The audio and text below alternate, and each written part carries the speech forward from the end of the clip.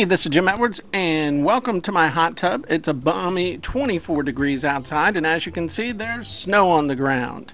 And as you can see, Quackpot has grown, but we'll talk more about that in just a minute. Now, today we begin a two-part series. That doesn't mean I'm actually going to sit in the hot tub for the next 2 days making this, though. But for the next two videos, we're going to talk about experts. First, we're going to talk about what makes somebody an expert, and then we're going to talk about how you can become an expert at virtually anything you choose. So today we're going to talk about what makes somebody an expert, and specifically what makes somebody an expert worth following. Now, there are three things that make somebody an expert typically.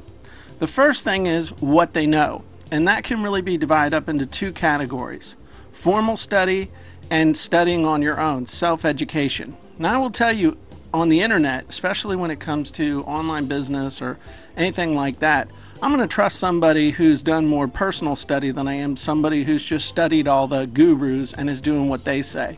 There's one thing you need to be really careful of, though, and that is formal education.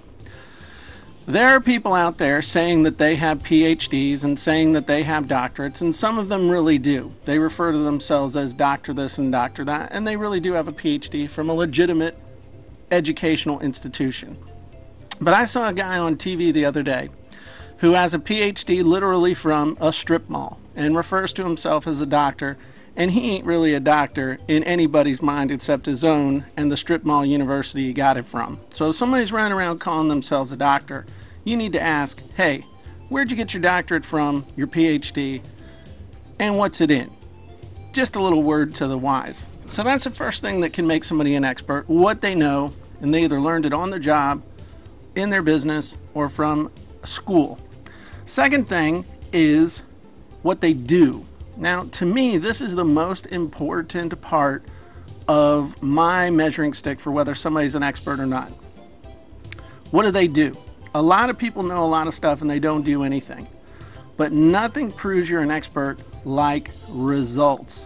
And those results are, let's say for example, I'm going to be interviewing somebody in a couple of weeks on how to set up a WordPress blog to just totally kick butt in the search engines and the organic results. Now, the reason I'm interviewing this guy is not because he's got a degree in it, because he doesn't. He can't. The reason I'm interviewing him is because he gets results, and the results are really easy to see. You either show up in the search engines or you don't. So to me, that's the most important thing. The second thing is, do they know how to get results?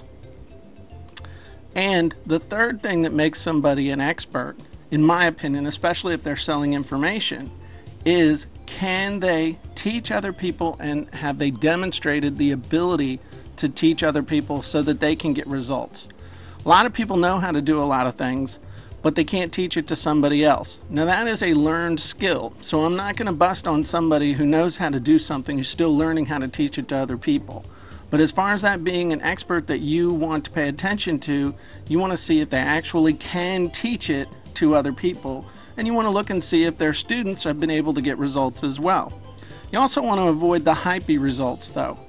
It's real straightforward. Whatever they're promising they're going to teach you, if they can teach it and they can teach it to their students, then their students can very easily on a blog or on a website or even on a phone call or on a webinar say, yeah, so-and-so promises to teach you this. I took their course, I read their ebook, I attended their workshop, and I got those exact same results for myself as a result of what they teach. Very straightforward, very, very believable as well. So, those are the three things that it comes down to. Is somebody really an expert or not? Do they have any training, whether they're self-taught or whether they've gone to school for it, or even better, really a combination of the two if it's possible. Number two, do they actually do what they're teaching you, and can they prove to you they get results? And the third thing is, can they actually teach other people, and have those people actually gotten results? Now, for some of you are probably thinking, well, wait a minute, I'm just starting out. How can I become an expert? I don't have any students yet. Have no fear, because tomorrow I'm going to reveal to you step by step exactly how you can become an expert in virtually any field you choose, especially when it comes to selling information products on the internet. I'm Jim Edwards. I'll see you tomorrow.